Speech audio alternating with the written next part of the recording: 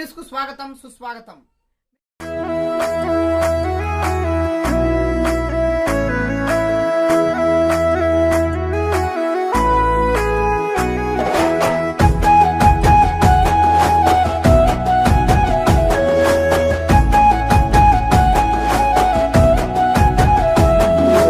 ఆగమైపోతున్నది తెలంగాణ అంధకారంలున్నది, తనవంత గాయాలతో నిలవెల్ల మోసపోతూ ఉన్నది.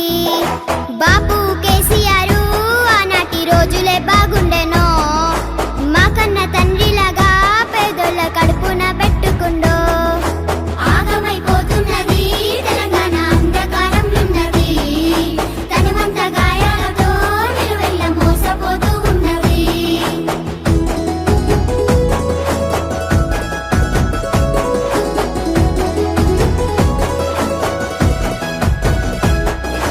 హామీల మేనిఫెస్టో రేవంత్ అటికెక్కి కూసున్నదా, అన్నదాత రైతుల రుణమాఫీ అంగడి పాలైనదా, ఉద్యమకారులకు ఇస్తన్న భూమి అడవాయనో, ఆర్టీసీ బస్సులో నా తల్లులకు కొట్లాట పెట్టిస్తివో.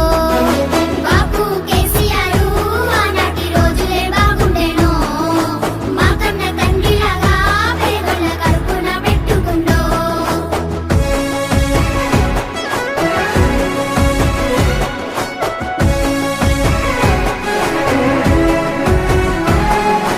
ముసలలా పింఛను రేవంతు మూలకు కూసున్నదా, మా లక్ష్మి పథకము ఓసారు మాయమైపోయినదా, చదువుకున్న యువతకు రేవంతు ప్రతి ఏడబోయెనయ్యో, ఇందిరమ్మ ఇండ్లకు ఓసారు ముహూర్తం ఎక్కడయ్యో. బాపు కేసీఆర్ ఆనాటి రోజులే బాగుండెనో, మా కన్న తండ్రిలాగా పేదోళ్ళ కడుపున పెట్టుకుండో.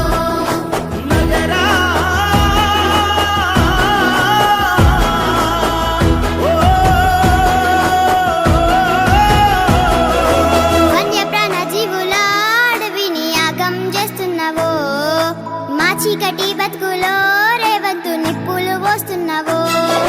లెక్కలేని గొప్పలు రేవంతు చెప్పుక తిరుగుతుండు, అధికారం ఇచ్చినాక మమ్ముల తిప్పలు పెడుతున్నాడు. బాపు కేసీఆర్ ఆనాటి రోజులే బాగుండెనో, మా కన్న తండ్రిలాగా పేదోళ్ళ కడుపున పెట్టుకుండో.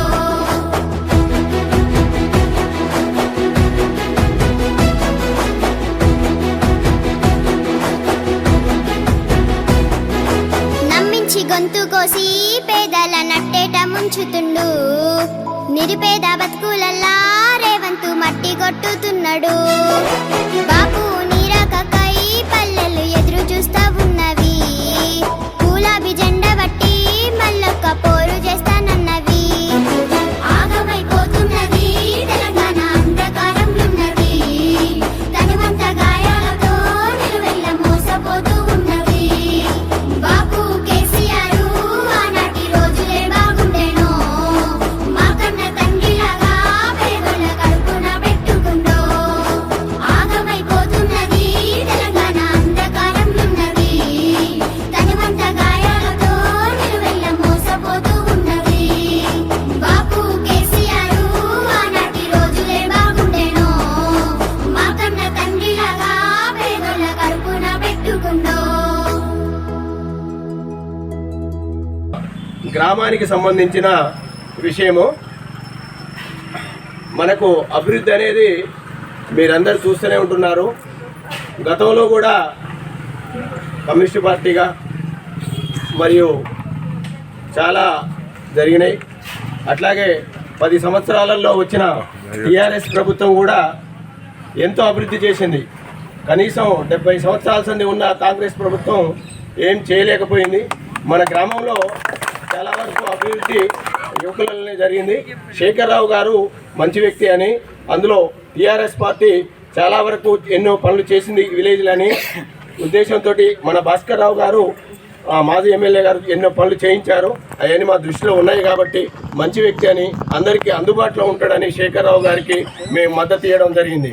అట్లాగే ఆయన ద్వారా అన్ని కార్యక్రమాలు కూడా బాగా జరుగుతాయని మా మిత్రపక్షాలు కూడా వారందరికీ అందరూ కలిసి మద్దతు ఇచ్చారు.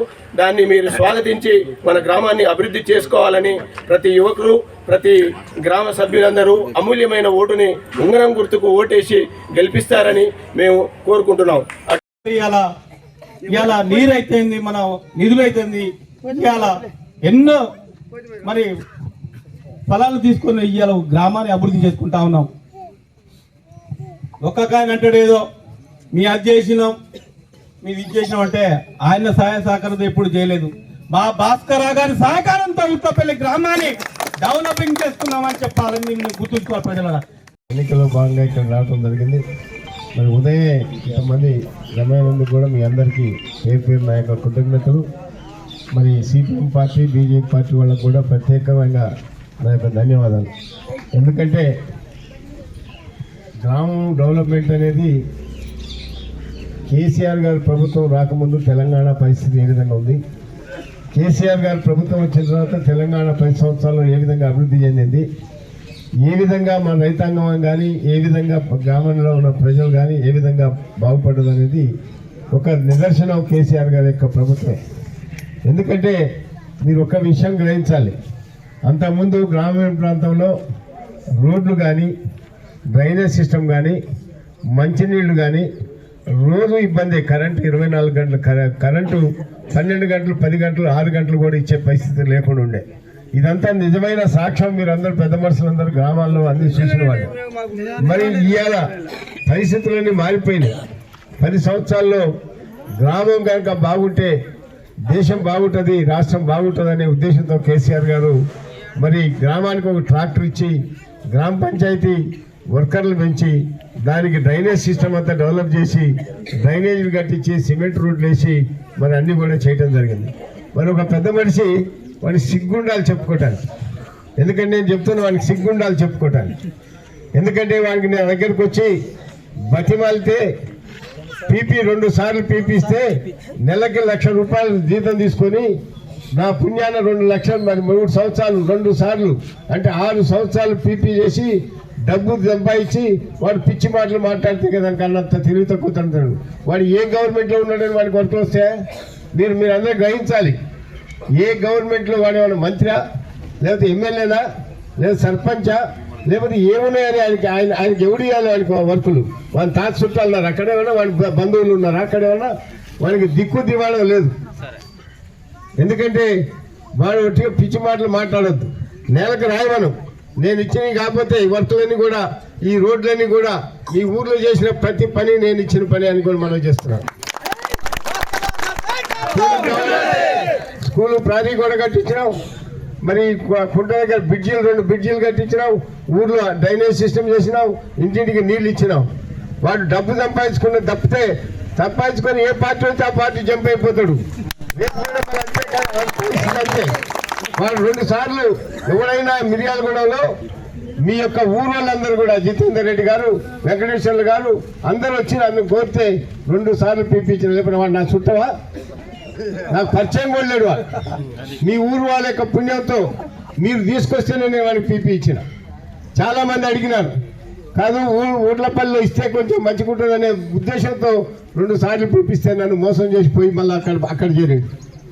అటువంటి మరి అంత నీతి బాలు వాడు నాకు ఎక్కడ ఇంతమంది కనపడలేదు. చాలామంది నేను పార్టీలు ఉండొచ్చు, అదే మరి ఎందుకంటే ఎవరైనా దేంట్లో అయినా ఉండొచ్చు పోవచ్చు, కానీ ఇంత మరి లబ్ధి పొంది ఇంత పని చేసి ఇంత ఊర్లలో పని చేయించి ఇది చేస్తే నేను పని చేయించిన వాడే మంత్రి అనే పని చేయించడానికి వాడు ఏమని పని చేపిస్తే మీరు కూడా ఎట్లా నమ్ముతారు?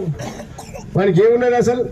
వాడు సర్పంచా, లేకపోతే మంత్రియా, లేకపోతే ఇంకెక్కడ వాళ్ళ మంత్రి చుట్టూ ఉన్నాడు? వానికి ఏమన్నా వాళ్ళ మామ పిల్లనిచ్చిన మామ నాకు 10 సంవత్సరాల నుంచి నిలవనూరు దగ్గర అక్కడ పెద్ద సర్పంచ్ దగ్గర నాకు స్నేహితుడు వచ్చి చేతులు పట్టుకున్నాడు మా అల్లుడికి ఇవ్వమని. అయినా కూడా నేను అట్లా ఇవ్వలేదు.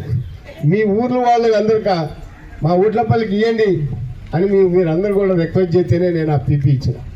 2 సార్లు పీపీ ఇస్తే బుద్ధి ఉంటుందే ఒకవేళ.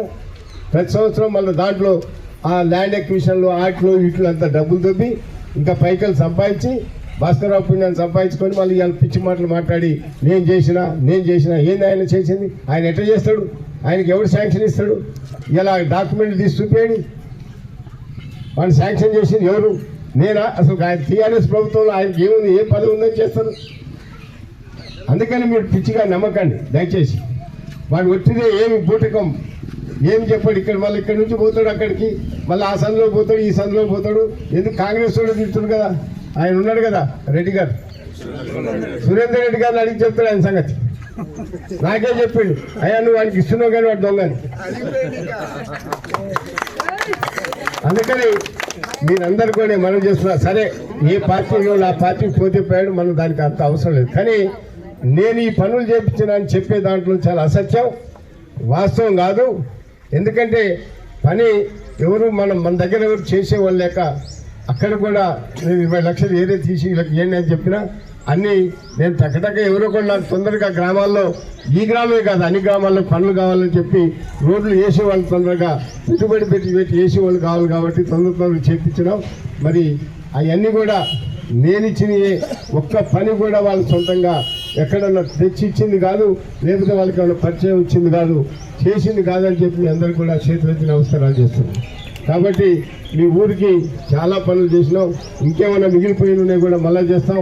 అది ఒక కేసీఆర్ గారి ప్రభుత్వంతోనే, కేసీఆర్ గారి నాయకత్వంలో జరిగింది. కానీ ఏదే వల్ల ఎవరి వల్ల కాలేదని కూడా మీ అందరికీ నేను మనం చేస్తున్నాం. సరే, కాలక్రమేణలో బోగస్ మాటలు చెప్పి ప్రభుత్వాలు మారుతాయి ఒక్కోసారి. ఎందుకంటే ప్రజలు కూడా ఒక్కోసారి ఎన్ని చేసినా ఏం చేసినా వాళ్ళు ఎవరైతే వేయదలుచుకున్న ప్రకారమే వాళ్ళు ఇస్తారు. దాంట్లో ముఖ్యంగా కేసీఆర్ గారు అన్ని రకాలుగా మన ప్రభుత్వాలు గ్రామీణ ప్రాంతాన్ని కానీ, రైతాంగాన్ని కానీ, వ్యవసాయ రంగాన్ని కానీ అన్ని రకాలకు కూడా డెవలప్మెంట్ చేసి మనం పండించిన ధాన్యానికి కానీ అన్నిటికీ కూడా సక్రమైన పద్ధతుల్లో కొని మన అందరికి కూడా ఆదుకున్న రోజులు ఒక కేసీఆర్ ప్రభుత్వం జరిగింది. ఇప్పుడు బోగస్గా రేవంత్ రెడ్డి గారు మరి 4 మాటలు చెప్పినాడు. ఏంటిదంటే ఒక్కసారి నేను 2500 ఆడవాళ్ళందరికీ ఎంతమంది ఇంట్లో 2500 రూపాయలు ఇస్తానని ఇచ్చిండా? మరి కళ్యాణ లక్ష్మి 10 తులం బంగారం అన్నాడు. బంగారం కాదు, ఎండి కొడి ఇచ్చిన. 1 తులం ఎండి ఇచ్చినా పర్వాలేదు, ఎండి కొడి ఇచ్చిన ఇచ్చిండా? వాళ్ళు ఎప్పుడు వస్తున్నాయంటే కళ్యాణ లక్ష్మి కూడా మనం ఏ నెల కానలా ఎప్పుడు పెళ్లిళ్ళు అయితే అప్పుడు 2 నెలల లోపల మనం కళ్యాణ లక్ష్మి చెక్కులు ఇచ్చేది. కళ్యాణ లక్ష్మి చెక్కులు ఇస్తే, కళ్యాణ లక్ష్మి చెక్కులు ఇస్తే మరి ఇలా పిల్లలు పుట్టిన తర్వాత పిల్లలు ఎత్తుకొని వస్తారు కళ్యాణ లక్ష్మి చెక్కులు తీసుకోవటానికి. అంటే అంత దారుణమైన పరిస్థితి అన్నట్టు. 2000 పెన్షన్ 4000 అన్నాడు, ఇచ్చిండా? మరి వికలాంగులకు 6000 అన్నాడు, ఇచ్చిండా? రైతు బంధు అన్నాడు, రైతు బంధు ఏమన్నా మన 15000 అన్నాడు, ఇచ్చిండా? మరి రైతు బీమా అన్నాడు, బీమా అసలు కట్టట్లేదు. సచిన వాళ్ళకి మనం అప్పుడు 5,000 లక్షల రూపాయలు ఎవరైనా రైతు చనిపోతే అకస్మాత్తుగా ఎవరన్నా 2 గుంటల రైతు చనిపోయినా, 5 గుంటల రైతు చనిపోయినా కూడా మనం 5 లక్షల రూపాయలు ఇచ్చినాం. మరి ఇలా ఆ పరిస్థితి లేదు, ఏది ఇయ్యలేదు, ఏమి చేయలేదు. 2.5 సంవత్సరాలు అయింది. మరి వీడు మనగాడేనా? ఇప్పుడు చెప్పేట ఆయన మనగాడేనా? 2.5 సంవత్సరాలు అయింది. ఈ ఊర్లో తగ్గేది మట్టి వేయలేదు అనుకో, ఈ తగ్గేది మట్టి వేయాలి కదా, వేసిండా? మరి మన మనగాడేనా? మరి నాకు ఇంత పొడుగుందని చెప్తుంది కదా, నేను సొంతంగా తీసుకొచ్చిన అంటున్నా తీసుకురా. లెవెల్ పెంచాలని అంటే 2.5 కోట్ల రూపాయలు పెట్టి అప్పుడప్పుడు దాన్ని సపరేట్ చేస్తున్నా. అది కూడా నేను చేస్తాను. అసలు చెయ్యండి. మీ ఇంట్లో కూడా మాట్లాడితే ఇప్పుడు ఇల్లు అంటారు. ఇల్లు వాళ్ళ అయ్యే సొమ్ము కాదు, గుర్తుపెట్టుకోండి. సెంట్రల్ గవర్నమెంట్ స్కీమ్ ఇది, సెంట్రల్ గవర్నమెంట్ స్కీము. రేపు సర్పంచ్ మీరు గెలిస్తే ఎవరికి ఇల్లు ఇవ్వాలన్నా, ఎవరికి రేషన్ కార్డు ఇవ్వాలన్నా, ఎవరికి ఏది ఇవ్వాలన్నా కూడా సర్పంచ్ యొక్క ఆధీనంలోనే ఉంటుంది. సర్పంచ్ తీర్మానం చేసిన వస్తాయి కాబట్టి వాడు ఇల్లు కట్టేది లేదు, అయ్యేది లేదు. దాని గురించి భయపడకండి. మళ్ళీ కేసీఆర్ గారు ప్రభుత్వం వచ్చిన తర్వాత